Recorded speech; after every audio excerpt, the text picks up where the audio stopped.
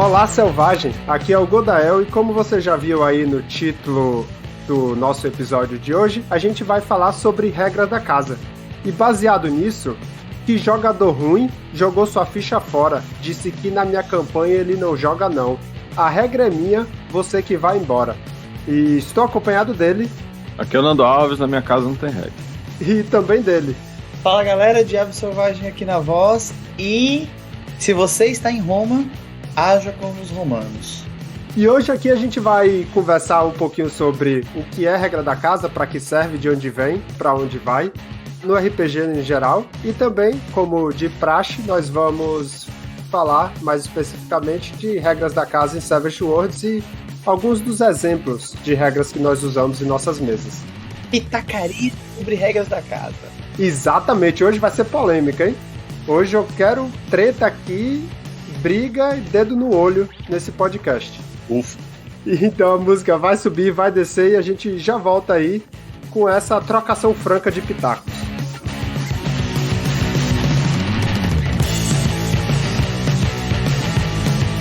Muito bem, começando aqui, o que seria uma regra da casa, Nanda?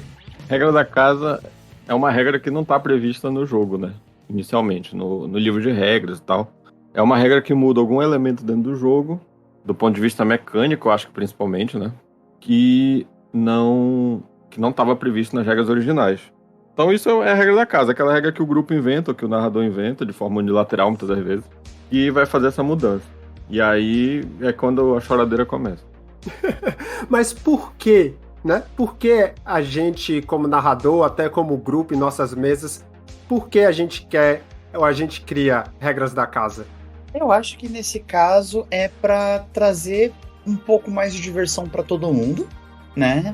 Certas coisas, certas burocracias de sistema que podem ser evitadas de acordo com a necessidade do grupo, de acordo com o tipo de aventura, né?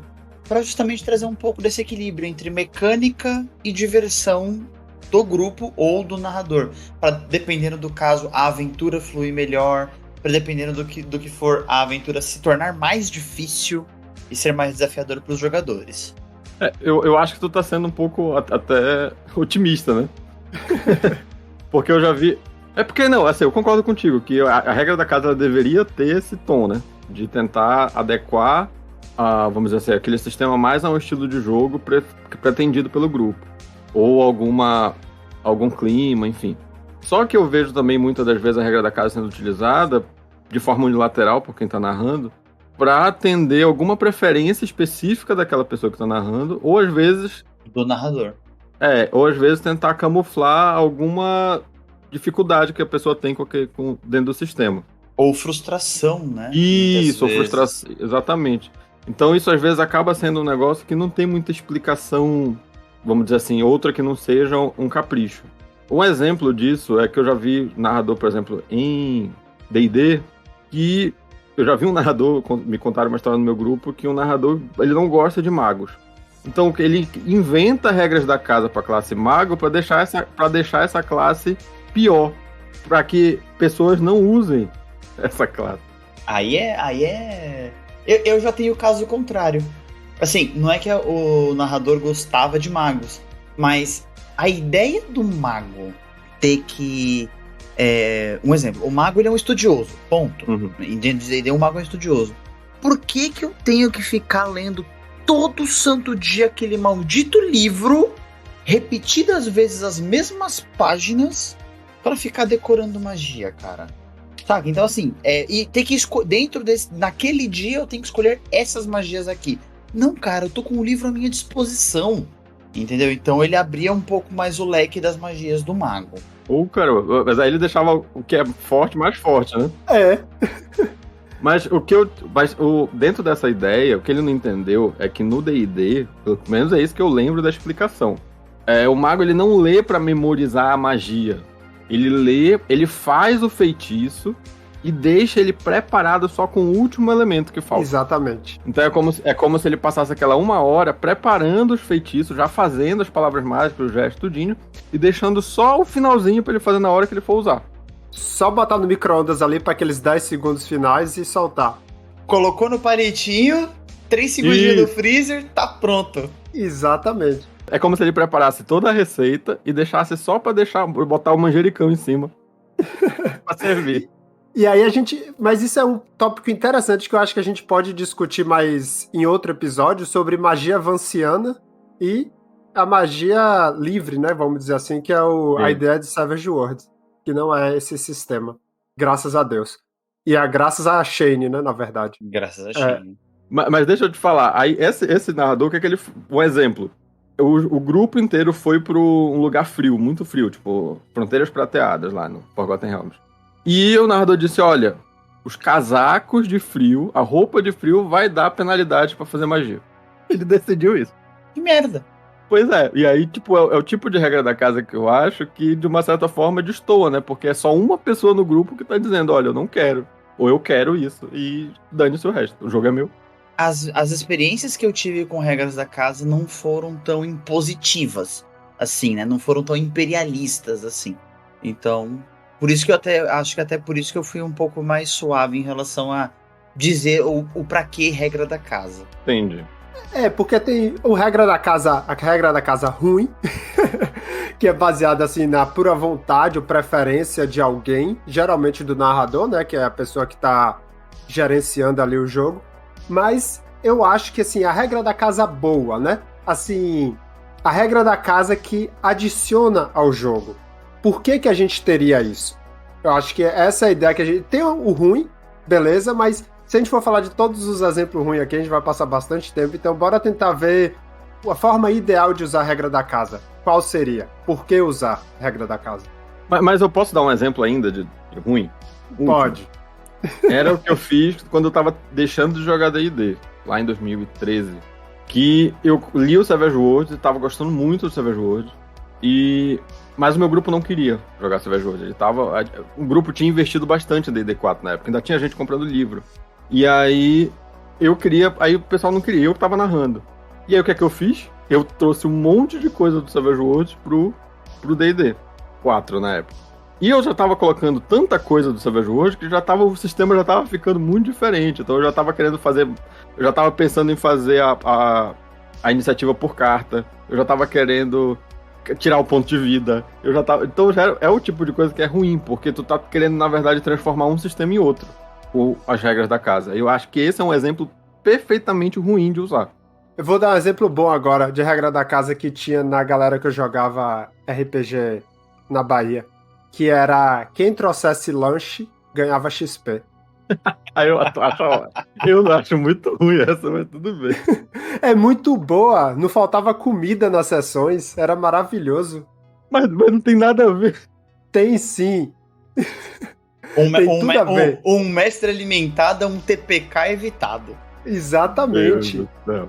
E a galera distraída, ainda mais que passava a tarde toda jogando, era muito bom. Fica aí a dica, de regra da casa. Quem traz comida ganha XP. Tá bom. Pois é, mas eu acho que o exemplo de regra da casa boa é quando a regra realmente contribui pro estilo de jogo de quem tá do grupo, né? Sim. E de alguma forma também ajuda na ambientação do cenário. Aí sim eu acho que é uma regra da casa legal. Exatamente. Na minha opinião, regra da casa boa é aquela que é discutida com o grupo. Ponto. O narrador, ele vem com uma ideia, ele vem com uma proposta e explica. Gente, é pra isso, isso e isso, por conta disso, disso e disso. Vocês topam? Aí vira uma democracia. Beleza, bora. Aí se alguém virar e falar assim, porra, não achei legal. Se discute, mas vira uma democracia. Se a maioria votar por sim, beleza, segue o baile. Esse princípio eu acho que é válido pra qualquer coisa no RPG, né? Inclusive a regra da casa. Mas eu concordo que a regra da casa, quando eu uso, é porque tem um objetivo ou daquele estilo de jogo ou daquele cenário que eu quero emular, que o sistema em questão não faz exatamente do jeito que eu gostaria. Ou às vezes não tem. Às vezes não tem. E às vezes tem gente que fala, pega outro sistema. Mas aquele sistema faz 90% das coisas que eu gostaria. Só esse detalhe aqui que pode mudar para atingir aquela atmosfera, aquela ideia de aventura, aquele clima de campanha que não daria com as regras normais. Eu vou te falar que eu sou contra mesmo essa ideia de dizer assim, porque não pode ter regra da casa, porque se tiver regra da casa é melhor trocar o sistema. Eu acho que tu tem razão que é melhor trocar o sistema quando tu começa a criar regras da casa que mudam a base do sistema. Tá, eu quero jogar um D&D aqui, mas eu não quero usar, sei lá, eu não quero usar a base de ataque CA. Quero inventar uma outra coisa, completamente diferente. Aí eu já acho que já começa a ficar ruim. Eu não quero usar carta de iniciativa pra Savage, eu quero usar dado. Colocar pontos de vida. Tô sendo polêmico. Acho que só você ia ser polêmico, Godael. Tá errado. Achou errado, otário? Eu acho que depende da base do que querem mudar, né? Por exemplo, se não quer usar CA, quer usar 2 valores ao invés de CA, que eu já vi alguns sistemas fazerem isso. Porque CA, se traduzir para Savage Worlds, é como se combinasse resistência e aparar em um valor só. E tem gente que gosta do sistema D20, mas quer separar em 2 de volta. Eu acho que o problema é quando não se sabe exatamente por que quer fazer essa mudança. Isso. E também quando não entende as ramificações no restante do sistema. Tu chegou no ponto que eu concordo. A regra da casa ela tem que ter um porquê narrativo, vamos dizer assim, de como essa regra vai afetar o jogo, no estilo de jogo, e ao mesmo tempo, claro, entendendo que mudando alguma coisinha aqui, tu vai criar, entre aspas, né, um efeito borboleta que vai afetar alguma coisa que tu não tá reparando. Exatamente. Na verdade, no Savage Worlds que eu tava lembrando, era que tem uma complicação que inclusive foi o personagem do Diabo que pegou, né? Que a pessoa tem um bônus tu tem -2 pra resistir a taunt, a provocação. Sensível, no caso em inglês é thin-skinned, né? Pele fina, e em português é sensível. Então tu é mais cabeça quente. Então alguém te provocou, tu tem -2 pra resistir. Aí alguém pode dizer assim, eu posso só, em vez disso, eu dou mais 2 pra pessoa fazer o provocar. Como regra da casa, pra ficar tudo mais fácil. Não vai funcionar. Não muda toda a dinâmica. Muda completamente, por quê? Porque se a pessoa falhar no teste de taunt, se ela não tirar 4 ou mais, automaticamente tu não precisa fazer um teste pra resistir. E se tu der +2 pra ela, ela vai passar muito mais vezes do que ela não tivesse +2. Então esse é um exemplo de que tu só tá pensando, o -2 pra resistir é a mesma coisa que o +2 pra atacar, não é. Porque tu tem essa nuance aí que tu tem que saber. E se tu fizer essa mudança, tu vai estragar esse processo. Então é isso que o Godel tá falando. Às vezes a gente quer mudar um negócio olhando só para um lado, a gente tá, é só essa dinâmica no combate, mas tu não vai perceber que tem um monte de vantagens que vão ser afetadas, um monte de outras manobras que vão ser afetadas por aquela mudança que você tá fazendo. Exatamente. E aí é que eu acho que a boa regra da casa leva essas coisas em consideração, mas sempre tendo, como você falou, Nando, a narrativa em primeiro lugar, porque eu vejo as mecânicas de um sistema como forma de trazer essa narrativa para dentro do jogo. Sim. Você tem uma ideia da história, do clima, da ambientação e tudo mais, e as mecânicas são uma forma de emular isso dentro do jogo. Uhum. E se a regra da casa não tivesse propósito claro, eu acho que tem algum problema aí. E eu acho que é importante também as pessoas jogarem o jogo como ele foi escrito antes de criarem a regra da casa. Exatamente. Exato. Eu já passei por situações onde, em diversos sistemas, né? Mas o principal deles é D&D, que é o mais comum. A pessoa, aprendeu a jogar, seja Savage Worlds, seja D&D. Aprendeu ontem a jogar. Uma semana de jogo, que seja. Já quer colocar regras, já quer trazer não sei o que, já quer mudar não sei o que lá. Cara, joga o jogo primeiro. Sente o feeling, sabe, do negócio. Experiencia. Você nunca vai aprender o sistema todo numa sessão. Nunca. Então, regra da casa é legal? É legal. Ela é necessária? Não. Mas pode ser muito bem aplicada. Mas joga o jogo como ele é, primeiro ponto. Aí depois eu diz assim, beleza, joguei, aprendi a jogar. Tal coisa podia ser melhor de tal forma. Será que já não tem alguma regra que possa fazer isso? Aí você cria a regra da casa ou não, cara. Exatamente, acho que jogar primeiro é o principal, porque seja lá qual sistema for, né? Pode ser Savage Worlds, pode ser D&D, pode ser Pathfinder, Vampira Máscara, seja lá qual sistema for. As mecânicas estão ali, como a gente conversou aqui, por um motivo. Obviamente um sistema bem desenvolvido, né? Que teve playtest, que foi refinado, que foi pensado. Não um sistema que alguém fez em um mês e lançou sem fazer playtest, sem receber feedback e tudo mais. Aí talvez não esteja tão refinado assim, mas... Não, mas aí tu tá no playtest, pô. É. Você é um playtest, né? É. Sim. Mas a maioria dos sistemas que já estão aí há algum tempo, eles foram testados, eles foram refinados e as mecânicas estão ali por um motivo. Então joga pra ver como é que você sente, tendo aquele motivo em mente, né? Porque como a gente conversou no episódio anterior sobre jogando Savage Worlds, o Savage Worlds tem um paradigma diferente de D&D, por exemplo. Então se você vai jogar Savage Worlds pensando que vai ser parecido com D&D, você vai querer mudar tudo. Isso. Porque o paradigma não é o que você está esperando.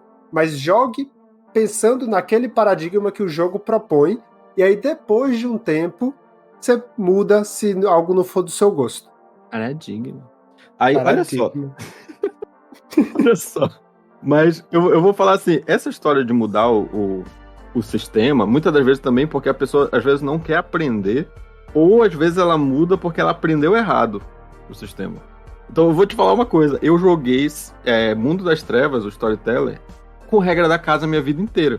E eu não sabia, eu só vim saber recentemente. Porque eu basicamente não li o livro, né? A gente lia só os pedaços que a gente achava interessante e depois a gente achava que estava certo. Que é uma coisa básica. No Storyteller, na terceira edição lá do Vampiro, esquivar ou evitar um ataque é uma ação. Eu não sabia. Então todo mundo fazia... Então os combates às vezes duravam eternidades, por quê? Porque todo mundo fazia o ataque, jogava toda a parada de dados e depois todo mundo jogava sua parada de dados integral para defender. E não. Se tu quiser atacar e defender na mesma rodada, tu tem que dividir tua parada de dados. E aí eu nunca vi ninguém usando essa regra. Todo mundo usava a parada de dados total, tanto para atacar quanto para defender, não interessa. Tipo, a defesa era sempre uma reação, o que não é verdade no sistema. E outra coisa que também era regra da casa é que todo mundo ignorava regras de humanidade, né? Não, mas isso aí, ainda mais quando se joga de sabá. Só a principal do vampiro. Sim. Uma regra, falando de regra da casa que era a regra da casa porque eu não sabia da regra de verdade, é a de ataque selvagem. O que a gente vai falar daqui a pouco. Que o Nando já ouviu aqui na lista do Nando. Eu vou defender essa regra da quando casa. chegar lá, você defende. Mas só, no meu caso, eu usava da maneira de que se você faz ataque selvagem, você não pode fazer ataque localizado. Mas era dessa forma porque eu acreditava que estava nas regras. Né? Porque pra mim fazia tanto sentido intuitivamente que estava nas regras. Só que não tá. E era uma regra da casa. Mal sabia que ele tava só sendo influenciado por mim. Mas que agora eu mudei de opinião. E quando chegar nesse ponto, a gente vai conversar. Isso já rendeu cada discussão nos grupos de WhatsApp. Meu amigo. Pois é. Mas olha só, eu acho que é importante pra quem tá ouvindo que a gente vai dar exemplos de regras da casa no Savage Worlds. E aí a gente vai trazer o que a gente tava pensando, qual é o nosso objetivo com cada regra. Então isso vai trazer na prática, né? Que vocês não estão entendendo exatamente o que a gente tava falando com relação a qual o objetivo da regra, como ela vai impactar no jogo, a gente vai fazer isso depois.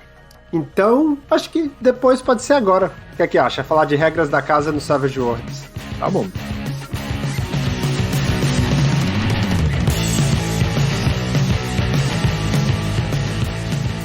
Eu só queria começar com... Não é uma pergunta, mas é um ponto para discussão que a gente conversou antes da gravação, que eu vejo regras da casa no Savage Worlds como as regras de ambientação.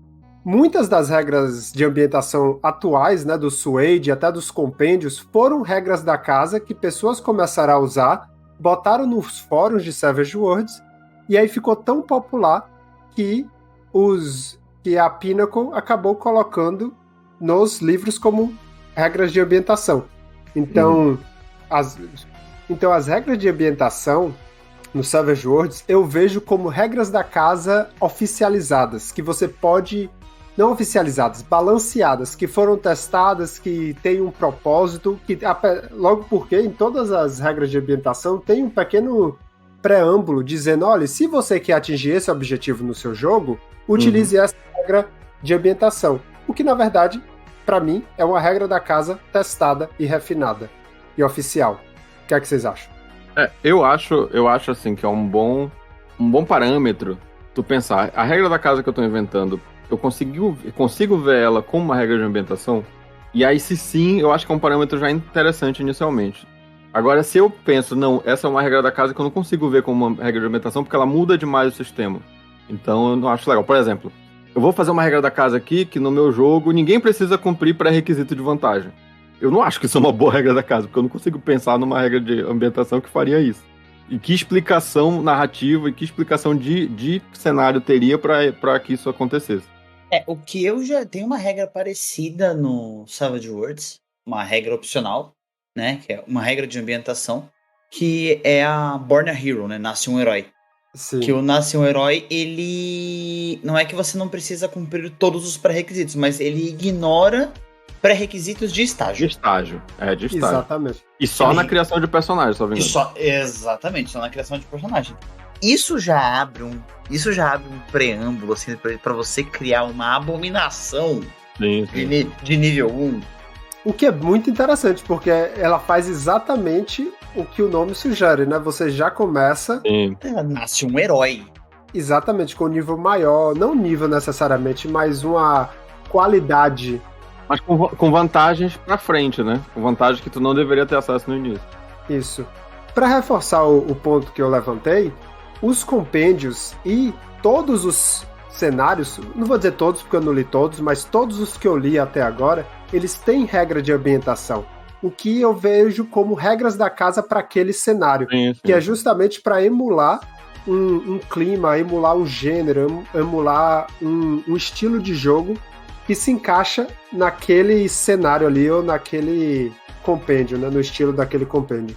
Mas Godel, eu diria mais, inclusive, porque quando a gente joga o Savage World básico, as pessoas leem ele como se ele fosse um guia definitivo para jogar Savage World. E, na verdade, espera-se que você tenha regras da casa, ou seja, regras de ambientação, pro cenário que você está usando para jogar o Savage World. Então, as pessoas, às vezes, querem jogar com as regras de, por exemplo, de antecedentes arcanos, igualzinho como tá no livro, sem tirar nem pôr. E aí acham, às vezes, estranho. Eu falei, por quê? Porque essas regras todas de antecedente arcano esperam que você crie suas próprias regras de limitação de poderes para alguma delas, de lista de poderes, ou de alguma outra coisa. Até mesmo de limitação dos próprios poderes em si. Enfim, o que eu quero dizer é, o Savage World é um sistema que ele espera que você crie, que você tenha regras da casa para jogar o cenário que você tá adaptando, tá usando ele para jogar. Se você simplesmente não fizer isso, ele não roda tão bem, eu diria. Ele é um sistema aberto o suficiente para dizer assim, crie regras da casa para rodar melhor dentro dos seus temas. Isso aqui é o básico, isso aqui é o genérico, isso aqui é o simples, isso aqui é o arroz com feijão. Vai funcionar? Vai funcionar. Com as suas regras da casa ou com as regras de ambientação, dependendo do compêndio ou do cenário que você escolhe, ele fica melhor. Exatamente. Ele é o carro básico sem direção hidráulica, sem vidro elétrico e ar-condicionado. Ele vai funcionar bem, bacana, mas não é tão confortável, né? Ele vai ter um motor, exatamente, as 4 rodas e o banco, cara. E um volante. Acabou. O acabamento. É uma casa sem acabamento, né? Tu pode até morar nela, mas podia ser melhor. Porque é um sistema genérico para qualquer ambientação, para qualquer cenário, o que eu acho que funciona muito bem, mas requer que você adicione os detalhes e o sabor de acordo com o que você vai jogar ali, com o que sua mesa quer, com o que o cenário pede. E nesse ponto, Diabo Selvagem, quais são as regras de ambientação que são principais para você, que você sempre usa? Regras de ambientação ou regras da casa? Ambientação. Vamos começar por ambientação, né? Já nessa ideia que regras de ambientação são regras da casa oficializadas. Vamos para o que está no livro e daqui a pouco a gente conversa sobre as nossas regras da casa que não estão no livro. Certo. Tá liberado compêndios também ou só livro base? Pode estar liberado compêndio também. Tá liberado compêndios? Então vamos lá. Regras de ambientação que eu sempre uso. Combate criativo.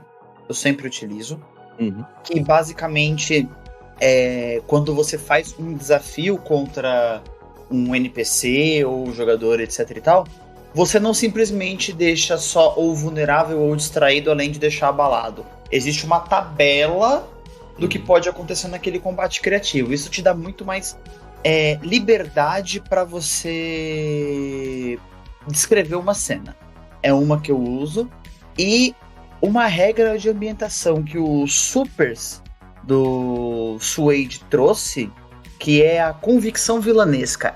Isso trouxe um equilíbrio pro jogo na mão do mestre. E, senhor, obrigado. Aí todas as minhas mesas, não importa o que seja, pode ser Deadlands, pode ser o Weird Wars, pode ser Supers, pode ser o Reino Mágico debaixo da cama a partir de agora. O vilão vai ter convicção vilanesca. Que basicamente você entrega uma convicção pro vilão, mas assim, é só pro Big Boss mesmo, não é pra qualquer vilão.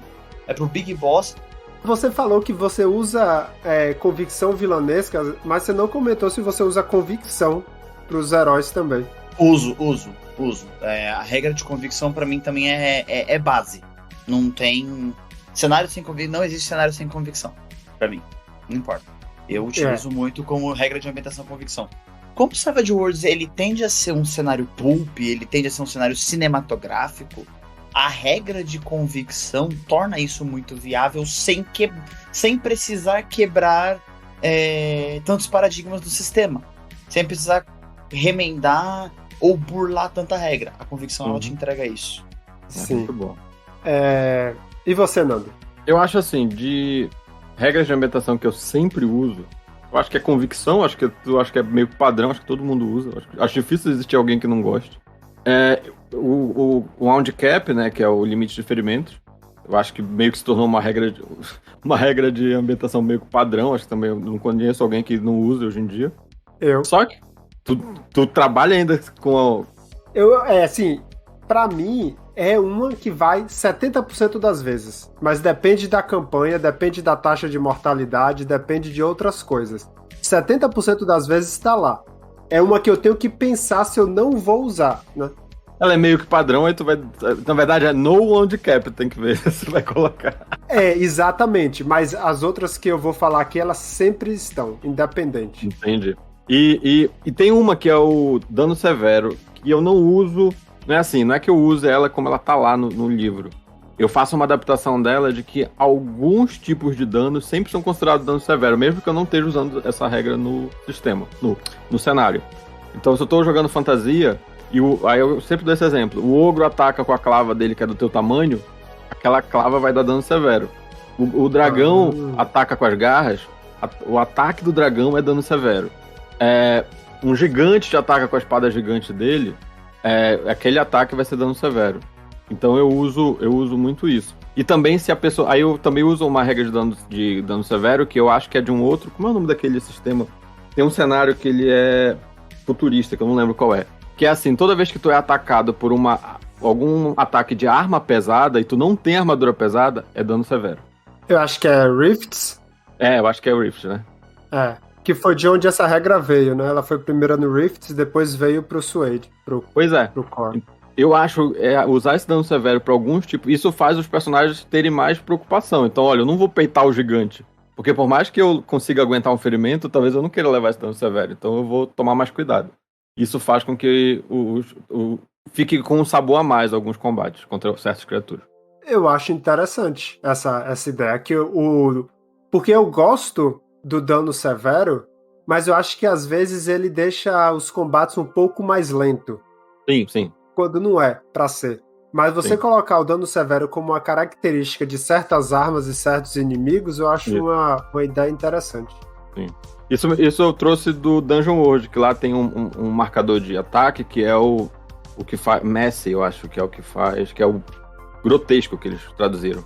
Que algumas personagens têm. Então, por exemplo, o Bárbaro tem esse marcador em todos os ataques dele. Que é sempre esses ataques quebram ou dilaceram. E aí, quando eu penso, isso aqui seria grotesco, então eu ponho o dano severo. E você, Goldael, quais regras de ambientação você usa? Olha, sempre, 100% das vezes que eu jogo Savage Worlds é convicção, combate criativo e choque de retorno dinâmico. Puta, essa é legal também. Essas três eu sempre uso, independente. Choque de retorno dinâmico é um combate criativo pro choque de retorno. É basicamente Exatamente. Porque eu não gosto daquela coisa de falha crítica, ganha uma fadiga e não sei o quê. Ou então, no caso do combate criativo, né? Você fez um teste, teve uma ampliação, fica abalado. Eu gosto daquela dinâmica de saber o que acontece aleatoriamente. Por isso que eu boto essas duas. Agora, outras que, assim, boa parte das vezes é limite de ferimentos, que vai boa parte das vezes, e acho que é só.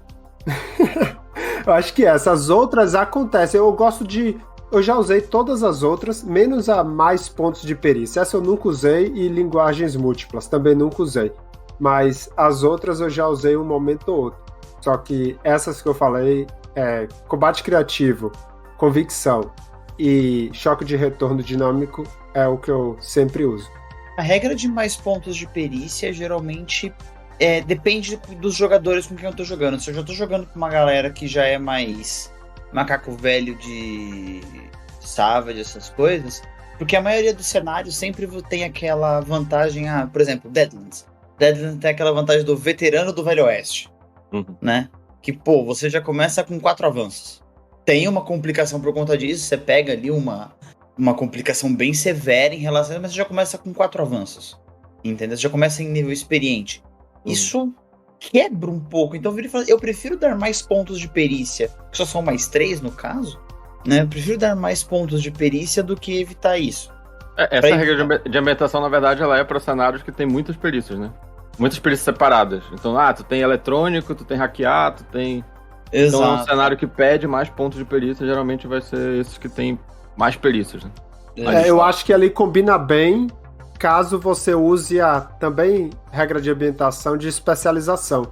Então, se você usar especialização, Sim, talvez concordo. seja uma boa usar mais pontos de perícia também. Concordo.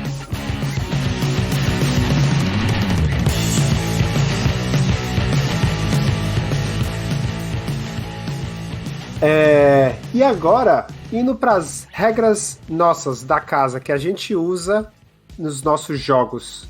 Uma regra da casa que eu tenho, que eu sempre converso antes com os jogadores, tarefa dramática não pode usar Bane pra rerolar. Tarefa dramática é aquilo. Meu Deus. Nossa, aí não sei.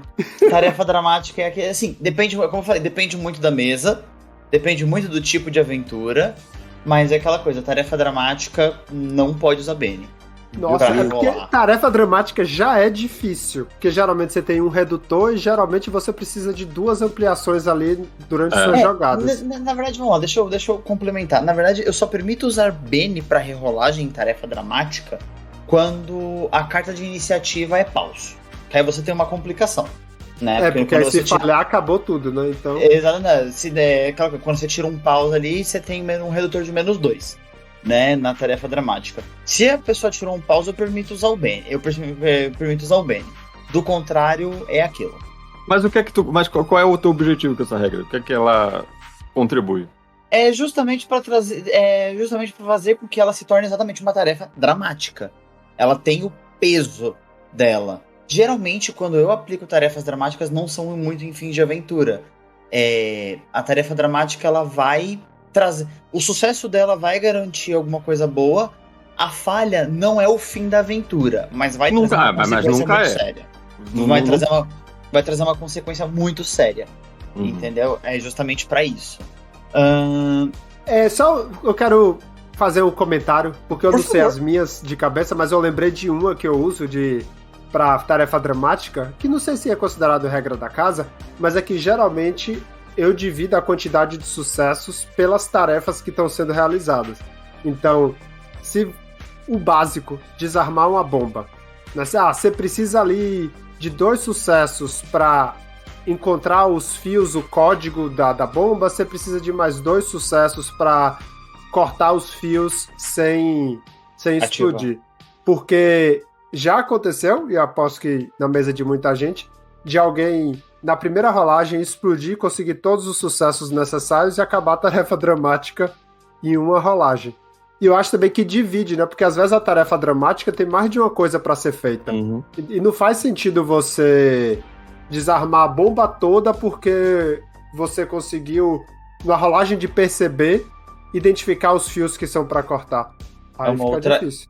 É uma outra coisa de regra em relação à tarefa dramática. Eu sigo muito a questão do livro base que ou você tem um sucesso e no máximo vai até uma ampliação, não conta. Não conta mais. É que no livro ele não deixa limitado isso. No livro ele fala pra cada ampliação é um ponto a mais. É um task token, né? É um task token, exatamente. Pra cada ampliação é um task token. Eu já limito na situação de... eu tive 12 ampliações. Beleza, irmão. É 2 pontos que você conseguiu. Acabou. Entendi. Mas aí tira aquela emoção de na última rolagem precisa de 2 ampliações pra conseguir fazer e tal. O que eu faço, geralmente, é meio parecido com isso que o Godel coloca. Eu coloco que tem que ter determinados sucessos em determinadas ações. Que geralmente vão ser transformadas em perícias. Então, você tem que ter um sucesso... desses, vamos dizer assim, desses 5 task tokens, 2 deles tem que ser por atletismo, porque vocês tem que correr, vocês têm que fugir. Então vamos dizer que é uma tarefa dramática que tem a ver com alguma fuga ou chegar em algum lugar. E aí você tem que conseguir correr, então tem que ter esse aqui. Aí outro teste todo tem que ser de percepção, porque vocês precisam em algum momento passar um teste de percepção. Então eu sempre coloco assim, 3 ou 4 perícias que tem que ter pelo menos um sucesso nelas. Aí não tem como a pessoa tirar no primeiro logo todos. Eu só não gosto de determinar a perícia, eu gosto de determinar a atividade que tem que ser feita. A atividade, exatamente. Eu também uso um pouco disso de vez em quando. Deixa eu ver uma outra regra da casa que eu tenho aqui, que virou oficial, mas regra da casa minha é a magia dissipar. Antes já era estágio novato, agora virou oficial. Quem ouviu o episódio sobre o que mudou de lá pra cá vai ver isso, que a gente fala sobre. Não tenho comentário sobre esse, não. Mas legal que virou oficial. Virou oficial, que a magia dissipar antes era de estágio experiente. E uma coisa que eu sempre faço pra manter os jogadores também sempre antenados e sempre se lembrarem da aventura, todo começo de sessão eu peço pra alguém fazer uma recapitulação do que aconteceu até aquele momento. Quem faz a recapitulação ganha um Bene no começo da sessão. É isso. Legal. É uma boa. Ia trazer lanche, mas no caso é pra fazer a recapitulação. É um interlúdio. É regra basicamente regra de interlúdio sem ser interlúdio. Meio isso. Sim. Agora vamos lá, vamos a ele, o homem. Eita, vamos ao homem da casa das regras, não é as regras da casa, a casa das regras. Meu Deus. Mas antes dele, eu tenho umas. Vamos lá, Goldael, manda. Uma que eu tenho usado. Em inglês seria Hail Mary. Eu não sei como é em português, mas é basicamente o seu último Bane, você tem um bônus de mais 2. Legal. Se você tiver Elan, você tem mais 4, mas é só o seu último Bane. Se você ganhar outro Bane e gastar de novo, não tem mais 2, é só uma vez por sessão. Mas o seu último Bane, você tem mais 2 na rolagem. O seu primeiro último Bane. O seu primeiro último Bane, exato. Você tem mais 2 quando usa ele. Além de todos os outros bônus. E outros 2 que tá em teste rolar um FUD, o dado FUD, o dado do Fate, né? Aquele que tem o mais ou menos e o 0, junto com o dado selvagem e os outros dados. Então toda rolagem você adiciona ele também. Por quê? Isso suaviza a curva de probabilidade, sem alterar quase nada os resultados em si. Porque é 33% para mais 33%, então no final das contas a média continua a mesma. Só que ele suaviza aquela curva um pouco. Mas o que? Um mais aumenta em mais 1, um menos é menos 1 e o 0 não é nada. Exatamente. Mas esse tá em teste. E só dá pra jogar na mesa, né? Porque no Fantasy Grounds é uma cagada. Pois é. E o outro que eu tô testando também é que em cenários e jogos que eu quero que seja mais perigoso do que o padrão, e que os extras não sejam encarados só como umas pedras no meio do caminho, os extras rolam dado selvagem também. Eles não têm Bane. Nossa. E não tem ferimentos. Mas rola dado selvagem também.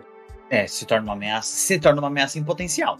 Mas não tem uma habilidade que dá isso pro Car Selvagem em algum lugar? Não, tem um que adiciona ferimento. Pois é, mas não tem um que dá dado selvagem. Se eu não me engano, algum cenário tem. No Crystal Heart você tem uma vantagem chamada Feroz, que você aumenta o seu dado selvagem para D8 se você é uma carta selvagem, e se você não tem, você ganha um D4. Ah, sim, entendi. Entendi. E no Compêndio de Horror, o novo, o que vai sair do Suede, tem uma regra em que não tem extra. Todo mundo é carta selvagem. Todos os inimigos são carta selvagem. Assim, eu entendo para um cenário de horror, né? Porque a depender do nível, se eu encontrar um zumbi aqui na rua, o zumbi vai me matar. Mas eu acho que deve fazer o jogo ficar mais demorado, já que eles vão ter 2 bens e vai ter 3 ferimentos. Tá, mas eu acho assim, são dois pontos, né? Esse último aí deve ser para cenários de horror onde não tem muita oposição. Tipo, não é quantidade. Geralmente tu só tem a qualidade. Exato. Então são aqueles cenários de slasher. Tem o Fred Krueger. Um Sexta-feira 13 da vida. Isso. E aí onde a oposição geralmente é só um cara ou 2 no máximo. Aí sim. Agora, se for um cenário de apocalipse zumbi onde todo mundo é carta selvagem, é doidice. Em compensação, nesse papo, teve um cenário de Savage Worlds que foi o Realms of Cthulhu, que ele vem no caminho contrário. Que assim, não é que todo mundo é um extra, né? Os extras são aquele assim, é abalado, se receber um ferimento cai, certo? Uhum. No Realms of Cthulhu, você tem o abalado, um ferimento, no segundo você cai. Entendi. E todo dano é dano severo. Entendi. Caramba. Mas ao mesmo tempo que tu joga pra frente o jogo, tu tá jogando pra trás com dano severo, né? Então meio que dá uma equilibrada. Exato. Agora essa regra do Godael e do Fudge, ela é legal em uma mesa onde todo mundo conhece o Savage e tal, já é meio veterano. Porque ela cria uma complicaçãozinha. Por mais que a gente saiba, a gente que é veterano sabe que não é tão complicado, tu botar mais um dado na equação, fica um negócio que pra algumas pessoas pode soar meio over. Sim, mas é legal você rolar 3 dados.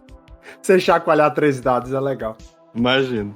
E é essas duas que eu tenho testado, não botei nenhuma mesa longa ainda, mas a do D6 eu já botei em algumas e fica bem mais mortal, né, o jogo. Então, ela traz a ideia que eu quero, que é tenha cuidado nos combates que você engaja. Do dado selvagem. Isso. Porque na verdade o que ela cria a ideia de que todo mundo é apto, né? Tu não é só tu e só inimigos escolhidos, todo mundo é apto. Isso, sem fazer com que os combates demorem mais, né? Pelo contrário, os combates são mais rápidos porque ou você foge, ou você cai, ou você mata logo. Ou você foge ou você se... Enfim. Se foge. E é isso. Se eu lembrar demais, eu falo. Mas e você, Nando? Peguem suas pipocas, sentem-se confortavelmente nas cadeiras e vamos lá. Credo, né? Eu acho assim, as minhas eu tento essa ideia de realmente ser regras de ambientação o máximo possível, né? Não, por exemplo, essa do Godael, ela mexe com uma base do sistema, né? Uma base estatística, vamos dizer assim. A do Fudge. Que, de uma certa forma, eu acho que foge um pouco das regras de ambientação. Porque ela tá ali pra consertar uma questão estatística, né? Ela não tá ali pra criar um clima, assim. Agora, no caso, as regras que... A primeira que eu acho, assim, que eu sempre uso é a regra de criação de personagem e evolução que eu mudei. Que eu coloco que a regra de criação de personagem, tu não pode ter nada além de D8 em perícias. Tuas perícias não podem ser maiores do que D8. E, ao evoluir perícias, tu só pode evoluir uma mesma perícia uma vez por estágio. Então, se tu evoluiu lutar no novato, tu só vai poder evoluir lutar de novo no experiente em diante, né? Igual atributo. É igual atributo, só que o atributo só pode aumentar um atributo, não importa qual seja, uma vez por estágio. No caso da perícia, não. É aquela perícia. Então, se tu aumentou lutar, tu não pode aumentar lutar de novo, mas tu pode aumentar atirar, tu pode aumentar, enfim, acadêmicos, outra perícia naquele mesmo estágio. Se até o dado limite com um avanço eu posso aumentar 2 pontos de perícia, nessa sua regra não pode mais. Não, só pode aumentar um dado, vamos dizer assim, por estágio. Entendi. Mas você ainda libera os 2 pontos de perícia, por exemplo. Vamos supor que só que eu tenho furtividade e lutar D6. Com um avanço, eu poderia aumentar os 2. Pode aumentar os 2, mas tu não vai poder aumentar os 2 até o próximo estágio. Tá, entendi. Ainda mantém a regra do até 2 pontos de perícia abaixo do dado de atributo. Isso. O meu objetivo aqui foram 2 com essa regra. Que era criar uma evolução mais gradual. Eu não acho legal, eu não gosto, aí é uma questão de gosto ao mesmo tempo. Mas eu acho... Eu já joguei muito com os Savage Worlds. Eu acho mais interessante os personagens quando eles evoluem. Eles começam novatos. Eles não são os melhores no seu campo já. Eles são bons. Mas eles ainda têm chance de melhorar ao longo da aventura. Então isso cria essa sensação de uma evolução mais gradual. E resolveu o problema do lutar. Porque antes eu usava uma regra da casa que era de evasão. Que eu dividia, o lutar era para ataque e o evasão era para determinar o teu aparar e tu esquivava com evasão. Então tu usava a perícia evasão para se desviar. Isso evitava aquela questão de que o lutar é forte demais. Eu lembro que, inclusive, o narrador de Savage Worlds, que ele criou todo um blog, uma postagem em cima disso, que realmente, quando tu é guerreiro, não tem por que tu não aumentar o teu lutar no máximo, antes de comprar qualquer coisa. Então, porque lutar é muito bom. Lutar aumenta a tua chance de acertar, aumenta teus pré-requisitos e aumenta a tua defesa. Então, dessa forma, a gente tem personagens também mais variados. O guerreiro vai aumentar o lutar provavelmente na primeira oportunidade, mas ele ainda vai pegar outras coisas antes de aumentar de novo. Então isso resolve, e eu não preciso usar evasão, porque evasão era uma regra que criava outras complicações e ela não combina com a edição aventura, que as perícias são mais ativas, né? Evasão é uma perícia muito reativa, muito de resistência, então não fazia muito sentido. Eu entendo os 2 motivos que você falou e eu concordo, e é uma das coisas que já me incomodou, o lutar muito alto. Eu acho que isso que você falou de não botar muitos pontos em uma perícia só, é só um problema com lutar, né? Porque a pessoa começar com persuasão D10 ou furtividade D10 não incomoda tanto. Não, o problema não é que incomoda tanto, mas eu acho... É meio que eu proponho a experimentar. Vamos experimentar você ser um personagem com D8, que já é muito bom. Mas ainda você ter margem pra você perceber que você tá melhorando mais ainda.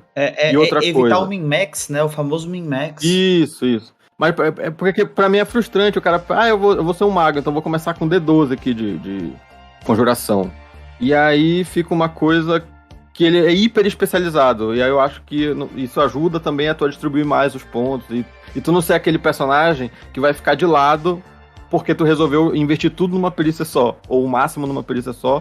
E tu vai ficar mais de lado nas outras coisas. Tu acaba percebendo que tu consegue participar de mais cenas com mais propriedade do que se tu basicamente fosse um personagem hiper especializado. Por outro lado, isso faz com que... Eu entendo, tá? Eu só tô botando os outros pontos. Uhum. A maioria dos personagens vão ser horizontais, né? Você não vai ter tanto personagem vertical em que é hiper especializado em uma coisa. Já que você tá forçando o máximo de D8 e depois o máximo...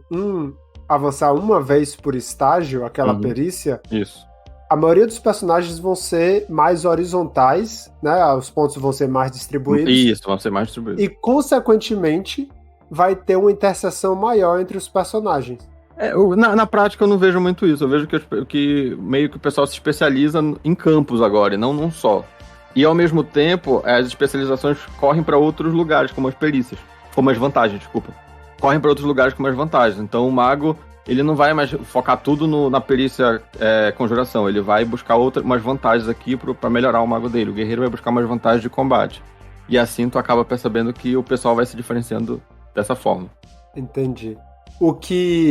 Uma coisa que eu gostaria de fazer sobre avanço, mas aí já é conversa para outro episódio, mas é fazer avanços dentro da história. Não tipo por pontos ou por avanços mecânicos em que o jogador decide aonde colocar. Mas assim, eu quero aumentar a lutar, tenho que procurar um mestre que vai me ensinar a lutar. Persuasão, eu vou fazer uma matéria em direito aqui para melhorar a minha persuasão. Tipo, coisas dentro do jogo. No último episódio, né? Falou da regra de evolução do 7C, que é assim. Aí isso entra também na história de que na criação de personagens, eu tiro a quantidade de complicações normal do sistema. Porque pela regra normal do sistema, tu pode pegar até 4 pontos de complicação e em até 3 complicações, não é isso? Então isso. Tu pode ter não tem mínimo de quantidade, pode ser 4 complicações menores. Agora pode ser 4 menores, né? Depois do Suede é assim. Só que o que é que eu faço? Eu dou 2 pontos de complicação de graça. Tu não precisa pegar complicações pra ter mais pontos. Então vamos dizer assim, eu não vou ter nenhuma complicação. Então tu já tem 2 pontos de complicação gratuitos. E tu pode pegar, ou pra te ter mais pontos de complicação, até 4 só, o normal, né? Tu pega essas outras complicações. Então geralmente os personagens vão ter uma complicação maior ou 2 menores. Não vai ter mais do que isso. Eu faço isso por 2 motivos.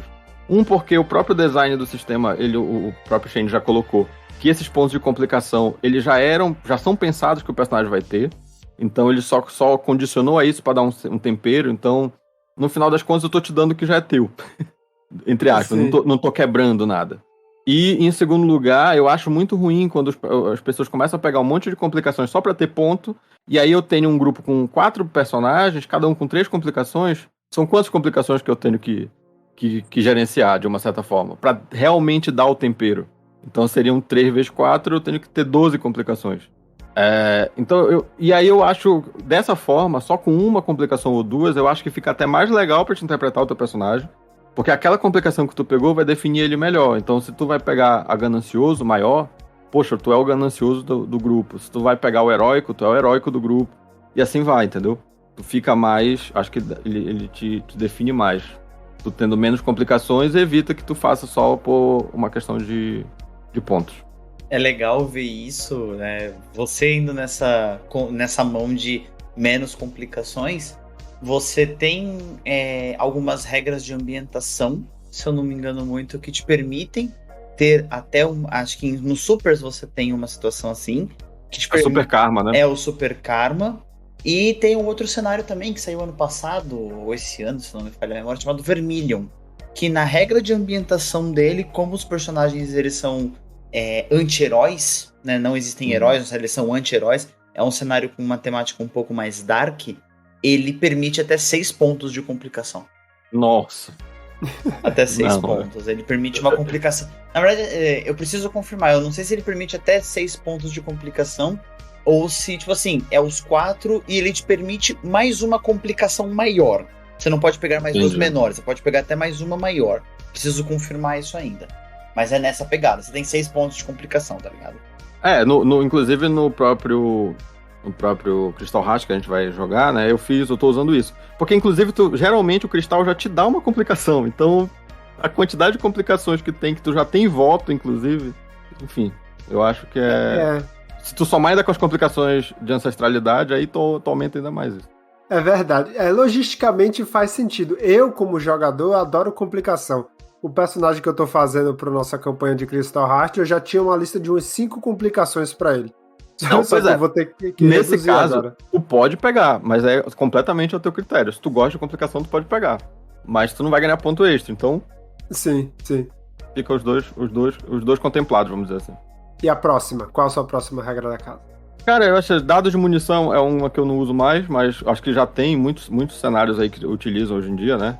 Que é essa ideia de uma munição mais abstrata. Então, o dado de munição era assim, o teu dado de munição, tu tem muita munição, tu tem D8.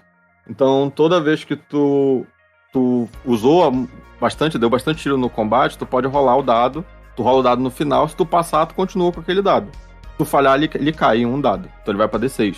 Aí tu fica assim, até tu ficar sem munição. E toda vez que tu tira falha crítica, tu pode reduzir o dado também. O narrador pode reduzir o dado de munição arbitrariamente, em até 2 patamares.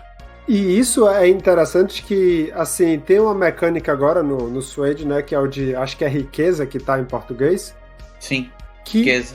É pra você usar dados, ao invés de valores. E aí eu tô vendo muitos cenários utilizando essa mecânica, como você falou, de munição para dado para recurso, seja dinheiro, seja munição, seja influência que você tem na cidade, seja tochas, enfim. Estão usando dados para recurso. Wise Guys, ele usa muito isso. Isso. Sim. Isso demonstra quanto você vai jogar, geralmente ele vai na direção contrária de ficar contando moedinha, né? Como é o D&D, por exemplo. Exato, assim, foram 2 regras de ambientação para cálculo de equipamentos, essas coisas que vieram muito bem a calhar. Uma que é a base do Savage, que é a mecânica de riqueza, e uma outra que foi trazida justamente pelos Pro Runners, que são os pontos de logística. Cara, cada personagem começa com 10 pontos de logística. Cada equipamento tem ali as suas quantidades de pontos de logística gasto para cada equipamento, para cada coisa. Então você não precisa mais ficar, não, é 350 menos 75 menos 15, não.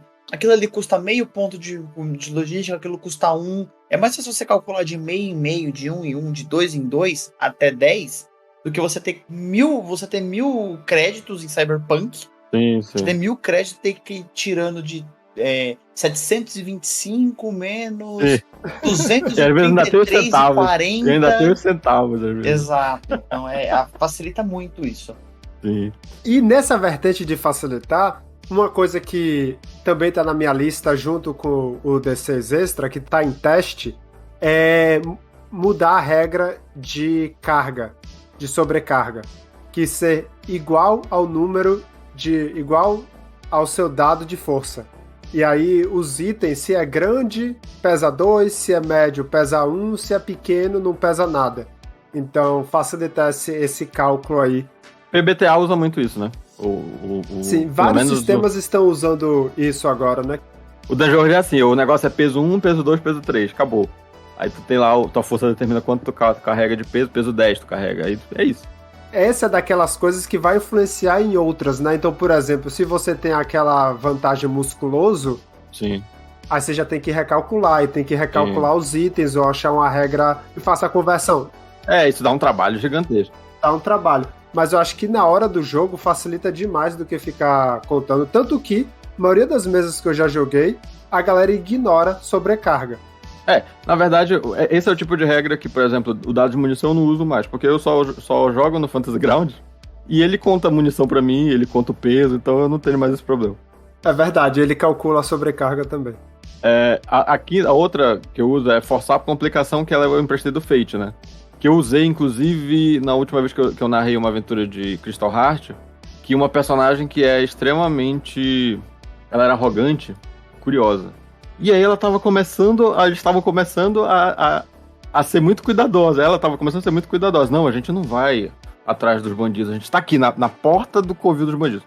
Não, a gente vai parar, a gente vai descansar, a gente vai... Aí eu dei uma bane e falei assim, tu é arrogante, tu não vai deixar isso te parar e tu é curiosa.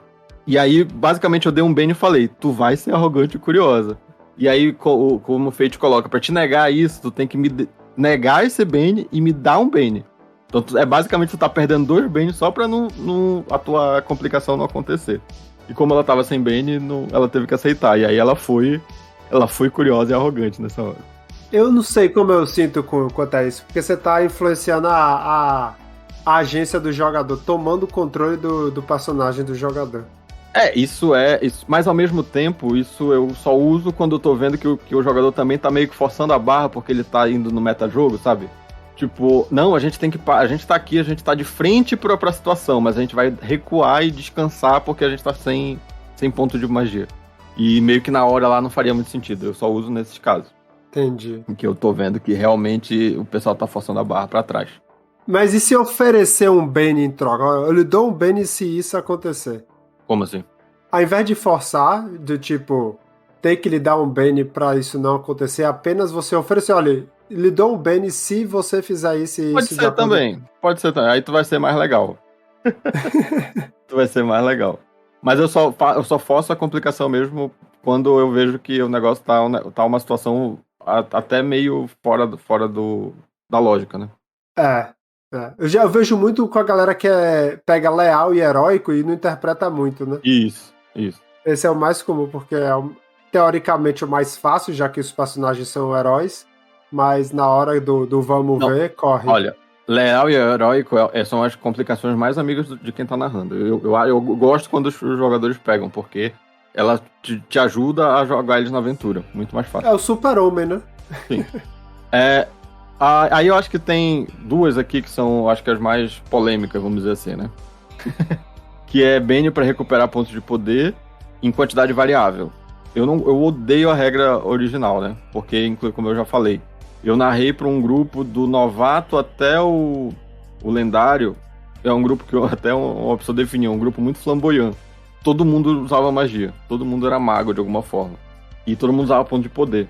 E aí, quando essa regra de recuperação de pontos de poder apareceu, eles já contavam os Banes como pontos de poder. E às vezes, até inclusive terminava o jogo, ele dizia assim: não, eu vou gastar aqui 3 Bane pra recuperar 15 pontos de poder. E aí tu percebe que é o único recurso de longa duração que Bane converte. Tu pode ver, Bane é sempre tu gasta ela pra ganhar alguma coisa na hora. Ou pra evitar levar alguma coisa na hora. Não existe nada de longa duração, exceto pontos de poder. Então eu sempre achei um negócio muito... que pra mim, Bane deveria ser usado em emergência. Então se tu tá numa emergência, tu vai usar só na emergência, porque se a quantidade é variável, em vez de tu ganhar 5, tu ganha um D6, tu só vai usar aquilo quando realmente tu estiver precisando. Tu vai arriscar. Vou gastar um recurso pra arriscar recuperar pontos. E aí eu fiz isso. E outra coisa que eu fiz também foi que custa uma ação e precisava fazer sentido narrativo. Porque isso evitava que a pessoa gastasse tudo de uma vez, assim. Não sei o que vocês acham. O pessoal no grupo do WhatsApp não gostou. Eu tô pensando aqui porque nunca tive esse problema, mas entendo. Porque, como você falou, é a única coisa de longa duração, né? Sim. Todas as outras coisas... São reativas. É pra aquele momento pra solucionar um problema. São instantâneos, geralmente são instantâneos. E talvez se mudasse pra algo, ao invés de todas essas regras que você colocou, custa uma ação, então só pode usar um e é um D6. Colocar só que é um ponto de poder temporário que só funciona por uma rodada. Aquele, Isso. Você usou, ganhou 5 pontos de poder, é sua próxima ação que você tem que usar. Se você usou 3, você perdeu 2. Foi embora. É um ponto efêmero, né? Que só serve pra aquela ação que tá fazendo, na verdade. Aí, ó. Goldael fazendo regra da casa em cima da regra da casa. É porque o que é que eu digo pra vocês? A partir do momento que os personagens são veteranos, gente, eles já têm tanto recurso de pontos de poder, uma quantidade maior, eles recuperam numa taxa maior, eles podem fazer shorting, que eu esqueci como é em português, que tu pode diminuir a quantidade de pontos de poder que aquela magia custa, aumentando a dificuldade dela. E quando tu tem D12 em conjurar, isso vira fichinha. E a única coisa que limita, entre aspas, não é a única, né? Mas uma das coisas que deveria limitar bastante a magia era gastar pontos de poder. Chega um momento em que gastar pontos de poder vira um negócio que não é mais um problema. Banal. E tu ainda ter uma chance de recuperar, eu acho demais. Isso falando de alguém que já narrou pro pessoal que era veterano, heróico, lendário, enfim. Eu acho que eu vou adotar, mas do jeito que eu falei, os pontos são efêmeros. Você ganha 5 em uma rodada. A sua próxima ação você tem 5. Usou, não usou, acabou. Comigo funcionou. O pessoal usava ainda, mas eles só usavam realmente quando eles estavam em emergência. Apertados. Era. E a outra regra é o ataque selvagem é selvagem. Pra mim, ataque selvagem é selvagem. Ele não é um ataque imprudente, ele não é um ataque só que você tá deixando a sua defesa pra trás. Pra mim, o ataque selvagem ele é um ataque que tu tá atacando com tudo e sem muita destreza, tu tá indo pra cima meio que do jeito bárbaro, assim, meio atropelando, sabe? Eu acho que é meio isso. Eu sempre usei dessa forma, apesar de muita gente dizer assim, porque tu pode combinar. Eu sabia que podia combinar, mas eu achava muito fora da casinha. Por quê? Porque se eu começar a deixar isso acontecer, pra quem tá jogando, eu vou fazer como com os meus NPCs. E aí, gente, isso vai degringolar muito rápido. Porque NPCs são uma quantidade muito maior e muitas das vezes eles estão em situações muito melhores. Então, se tu deixar eu fazer ataque selvagem mirado na cabeça de surpresa, os personagens não vão resistir. Sim. Tá entendendo? Então, pra evitar esse tipo de coisa, o que é que eu faço? Ninguém faz. Só que esse segundo raciocínio eu não concordo, porque eu gosto de botar umas estratégias com os NPC pra poder ficar um combate mais interessante, a galera não ficar só eu ataque e tudo mais. Tu não vai deixar de poder usar as manobras. É só essas duas manobras que eu não deixo combinar. Porque se eu tô te falando, se eu conseguir surpreender os jogadores e eu for usar isso, dificilmente eles vão sobreviver. O que eu quero te dizer, se tu for parar pra pensar, quem rola mais dado e quem faz mais ataque, quem tem mais chances no jogo, no final das contas, por mais que os jogadores sejam carta selvagem, é quem tá narrando, porque ele controla muito mais personagens, geralmente. E as situações são muito mais favoráveis. Então, se ainda permitir esses combos, que pra mim são combos muito, muito fortes, chega a ser frustrante se todos os NPCs agirem antes, por exemplo. Mas assim, A lógica que eu tinha antes era porque o nome do ataque selvagem é ruim. Todo o resto faz sentido. Ele é ruim. Concordo. O nome não representa o que é de verdade. Sim. É mais um ataque sem preocupação com a defesa. É um ataque imprudente que a gente chamaria, né? Isso, né? E é mais ataque descuidado do que o próprio ataque descuidado. Ou desesperado. É. Mas, assim, aqui o texto fala que você é um ataque desesperado em que joga a defesa que não se importa com a defesa. E aí eu trouxe até isso para o fórum, porque a gente teve essa conversa no grupo do WhatsApp, e eu fiquei com a pulga atrás da orelha, e alguém falou que, tipo, é um movimento comum na esgrima, por exemplo, em que é um ataque desesperado, em que eles dão um passo à frente e abrem a defesa para aumentar a chance de acertar. Só que se erra, eles estão abertos e provavelmente vão levar o ataque de contragolpe. Mas ainda assim, eles conseguem mirar, né? As pessoas, os esgrimeiros aí, conseguem mirar o ataque. E aí faz sentido pra mim. O problema é só o nome que me deixou desestabilizado.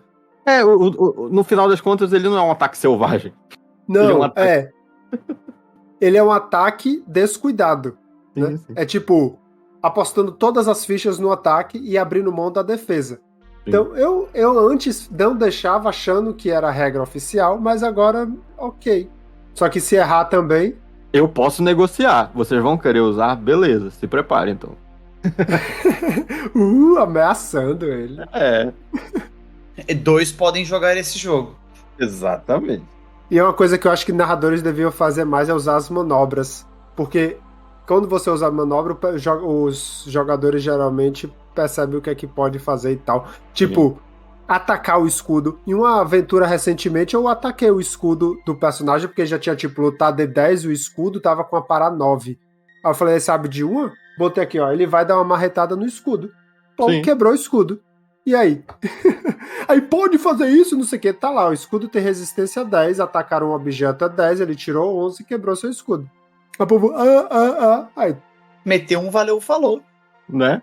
Não, eu sempre falo, porque quando o pessoal, o que é que eu posso fazer? Eu falei, cara, tu pode fazer o que tu quiser. Só tu pensar, que for lógico na cena, tu pode fazer. Deixa que as regras estão comigo, quando alguém não sabe jogar. Exatamente. E a galera geralmente fica presa às regras. E aí quando você mostra isso como narrador, é que começa a abrir as portas. Eu posso fazer isso também? Nunca falei que não. Sim. Exatamente. O combate em atrito, ele é tão intrínseco no RPG, né? No geral, não é só D&D, não é só Pathfinder. O combate de atrito o bom e velho eu ataco, ele é tão intrínseco no quesito de RPG que você pensar de forma estratégica e a liberdade que o Savage traz é complicado. Sim. Mas isso eu acho que isso é pauta para outro episódio. Mas só mais um exemplo aqui. Uma vez eu já joguei com gente que gosta de maximizar o personagem, sei lá, novato tava com a parada 10. Porque tinha uma vantagem e tudo mais, ia lutar, escudo e tudo mais. E aí não acertava ataque nunca. Aí você agarra, porque o personagem fica vulnerável, joga no chão, porque tá prostado. Sim. E aí tem mais 2 pra acertar, né? No caso, tem menos 2 no aparar. Só aí já dá 4 de diferença. Arranca o escudo com desarmar, já dá 6 de diferença. Aí tá fácil acertar. Só que levou um bocado de ação pra fazer isso, né? Não, um agarra, geralmente são vários NPCs, um agarra, o outro derruba, acabou. Porque geralmente se vai ter isso tudo, vai ter atletismo D4 ou D6. Né? Exatamente. Ou simplesmente atira, porque aí o número alvo é 4. Não precisa fazer mais nada. É 6 por conta do escudo, dependendo do escudo que ele tá usando. Ei, tu pega esses caras que são o Hulk da vida, aí aparece um mago e levanta ele com telecinese. Duvido o espírito dele ser alto. Pois E aí tirou ele do chão, o que ele faz? Nada. Eu sou Mega Blaster ferrado em porradaria. Beleza, chega o mago. Medo. Pronto! E a gente discute tudo isso aqui nos 3 episódios que a gente tem sobre combate selvagem. A gente fala dessas estratégias e táticas e tudo mais. Verdade. É verdade. Já que a gente já tá fugindo da pauta aqui sobre regras da casa. Eu vou pular essa aqui do Game of Thrones, a gente fala outra hora, mas o da falha crítica. A última aí pra fechar aqui. Isso. Inclusive eu acho que o próprio Diablo perguntou lá no grupo, né? O que é que eu faço numa situação de falha crítica? Eu não lembro exatamente qual foi a situação. Mas era uma situação, acho que era de encontrar flecha, né? De fabricar flecha. Fabricar flechas numa situação de estresse, né? Tipo assim, tá no meio de uma aventura, rolou um combate ali, acabou as flechas. Qual perícia que vocês usariam pro arqueiro fabricar novas flechas? Se era sobrevivência ou reparos. E aí eu tô no meio do mato e tal, e aí Exato. eu vou fazer um teste aqui pra tentar encontrar material e fabricar a flecha. E pra mim, cara, falha crítica, as falhas no geral, em testes, mas principalmente as falhas críticas, elas não estão atreladas à ação que você tá fazendo, necessariamente. Porque inclusive tem situações em que a falha crítica ela é esquisita. E aí, o que acontece? Tipo, tu tá fazendo um teste aqui de... Perceber, falha crítica e perceber é o mais difícil. Falha você crítica se perde. Pois é. Mas o que é que eu faço? Falha crítica como uma chance de ouro pra quem tá narrando. E aí isso entre a gente pensar fora da cena, que é o quê? A falha crítica, ela é a tua chance de adicionar alguma coisa na narrativa com vamos dizer assim, com respaldo, entendeu? Porque todo mundo já tá esperando uma cagada.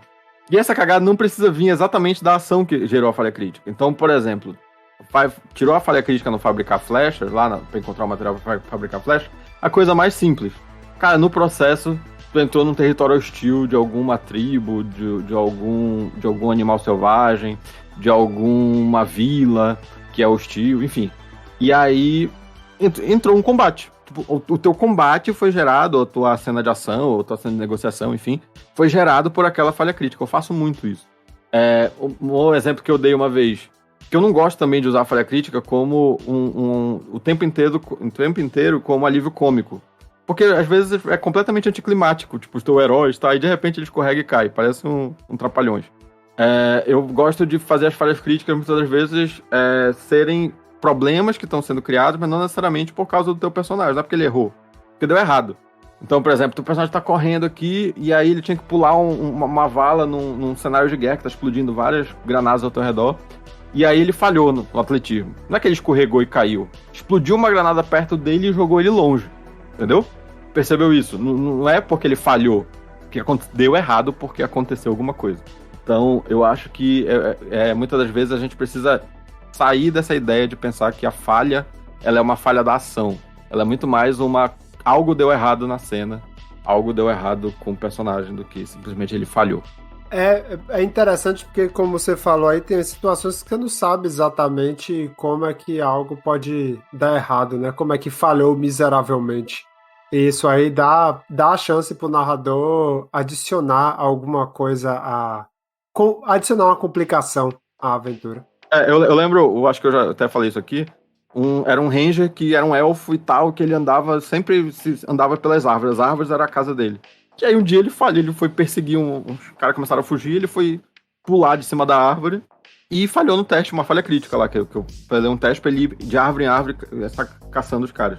E ele não caiu da árvore, ele simplesmente desceu e na hora que ele puxou o arco pra atirar, o arco tava rompido. Ou seja, eu tirei um recurso dele, eu não simplesmente fiz ele cair, né? E uma regra que eu lembrei agora, que eu usei poucas vezes, mas que eu gostaria de usar mais, é a de usar o menor valor, o menor dado entre duas perícias. Por exemplo, o próprio livro usa essa mecânica para combate montado. Então, se você está cavalgando e vai dar uma espadada em alguém, você rola o seu menor dado de perícia entre lutar e cavalgar. Porque você está fazendo duas coisas ao mesmo tempo, só que... Uma depende da outra, né? Uma depende da outra. E aí, eu lembrei disso agora que o Diabo Selvagem fez essa pergunta, e talvez nessa hora eu falaria o menor dado entre atirar e sobrevivência. Então, porque você precisa das duas coisas ali na hora para poder fazer sua flecha. Então, eu acho que eu usaria isso. Outro momento que eu já usei é principalmente para perceber se alguém tá mentindo. E aí, algumas vezes, em alguns jogos, eu já usei o menor entre o seu persuadir e o perceber. Por quê? O persuadir é a sua habilidade de fazer, de mentir, de negociar e de convencer alguém. E o perceber é a sua habilidade de notar alguma coisa. Então, você vai notar se alguém está mentindo se se você tem aquela habilidade ou se você tem, tipo, conhecimento pra reconhecer aquilo. E aí usar o menor entre duas perícias quando uma só não faz muito sentido. Eu tava pensando nisso recentemente, inclusive, que teve uma discussão no grupo de e se eu quiser fazer uma magia de forma furtiva? O que acontece? E eu pensei, cara, e se eu acho que talvez eu fizesse isso? Cara, tu vai querer fazer uma magia de forma furtiva? Rola o menor entre tua furtividade e teu conjuração. E aí, é melhor do que fazer 2 testes, eu acho. É mais elegante do que ter que fazer 2 rolagens. Eu, nesse ponto, assim, de uma magia furtiva que não sei o quê. O Compêndio de Fantasia trouxe uma solução muito boa, que é o Silent Caster. Tem uma vantagem pra isso, agora. Mas vamos colocar a situação de... Não tem a... O seu exemplo da flecha, por exemplo. Não, do exemplo da flecha, então. Eu coloquei assim, vai achar o material, beleza. Com sucesso ele encontra as flechas, ele encontra material pra fazer as flechas, mas as flechas são... não são tão bem trabalhadas, então você vai ter um redutor de dano devido ao material mais simples. Com uma ampliação é a flecha normal, e com uma falha não consegue. Aí eu perguntei qual que é a falha crítica, aí o Nando deu as ideias. No caso da magia, pra evitar de fazer muitos testes, coisa que até deu muita polêmica lá, tudo, deram N soluções, né? É simples, você quer fazer uma conjuração de magia silenciosa? Faz um teste com -2. Ponto. É isso. Ainda vai ser um teste de conjuração, por conta que é uma magia envolvida. É uma perícia ativa de magia. Não, na minha cabeça não faz muito sentido você usar furtividade para conjurar magia. Não, mas assim, faz um teste de magia com -2. Já que furtividade todo jogador, todo personagem tem como D4 base, então ele sabe ser furtivo de alguma forma. Então, faz um teste de conjurar com -2. Ponto. Pode ser também. O grande ponto é não fazer 2 testes, né? Exato, evitar de fazer 2 testes. Eu acho que no final das contas essa ideia de fazer magia assim, tem que determinar. No cenário, a magia, ela é possível você fazer uma magia sem falar e sem gesticular de uma forma bizonha? Aí sim, é o primeiro ponto. Porque se for uma magia, tu não pode fazer magia silenciosa e tu não pode fazer magia sem fazer gesto. Aí, cara, você tem que primeiro fazer o cara olhar pro outro lado, você tem que dar um jeito, alguma coisa tem que acontecer. Não adianta tu querer fazer na frente dele uma magia furtiva. Exatamente. E eu acho que muitas regras da casa acontecem também, a gente não falou isso no início, mas agora aqui já para fechar, quando o sistema não lida com certas especificidades, com certas situações, porque por mais que um sistema seja completo e tente abranger o máximo de situações possíveis, não acontece. Vai ter coisas, como essas que a gente acabou de discutir aqui, que o sistema não lida, que o sistema não tem uma mecânica, e aí cabe ao narrador e à mesa, né, numa discussão ali, ver qual a forma mais elegante dentro das mecânicas do sistema de lidar com aquilo. E aí, quando começa a se repetir várias vezes aquela situação, acaba virando a regra da casa. Sim. Se eu não me engano, o próprio Crystal Heart tem uma situação em que alguém usa um poder com furtividade. E nos quadrinhos, eu acho que eles usam furtividade, inclusive.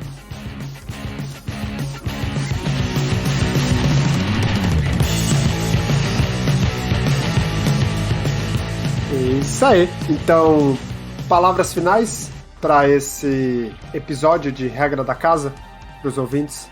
Por favor, evitem de dissimular tanto o sistema com tanta regra da casa.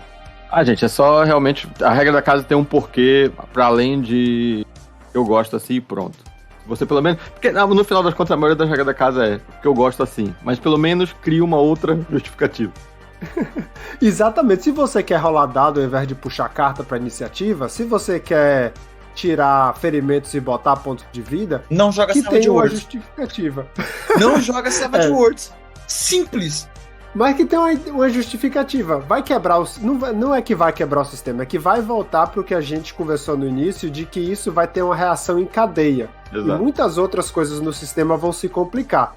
Se você tiver a fim de lidar com tudo isso e acha que realmente vale a pena, boa sorte, só não me chame para jogar no Savage Worlds com ponto de vida. Quando você for publicar sistema novo, aí você faz um financiamento coletivo. Mas se sua mesa curte, se você curte, pelo menos, né, saiba que você vai lidar com a comunidade dizendo para você não fazer e com o efeito em cadeia do sistema. E é isso aí. É isso aí. Qualquer dúvida que vocês tiverem, Mande mensagem pra gente no nosso Facebook, mande mensagem pra gente no nosso Instagram, mande e-mail, manda no nosso e-mail. Qual que é o nosso e-mail, Goldael? É o contato savagecast@gmail.com. Então, todos aqui, tudo isso que o Diabo Selvagem falou tá aqui na descrição embaixo. Exatamente.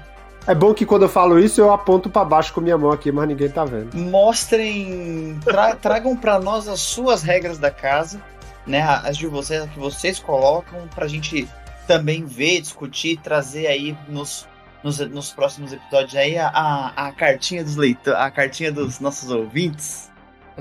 E quem sabe no futuro a comunidade não faz o compêndio de regras da casa, né? Pra caso... Meu Deus! Você tem noção da treta que isso pode causar? Não, acabou, deleta essa ideia. Melhor não. Sem essa ideia, pessoal. Cada um suas regras da casa em sua casa. É isso então, gente. Isso, exatamente. Não venha botar suas regras na minha casa. Exato, as regras da sua casa não entram. You don't have power here, bitch. A casa é minha, você que vai embora. Exato. Musical esse cast. Fez tá todo vendo? sentido a frase do começo de Goldael, agora no fim. Pois é, era uma paródia, se vocês não entenderam. É isso então, gente. Um abraço, até o próximo episódio. Nos vemos em breve. Beijo.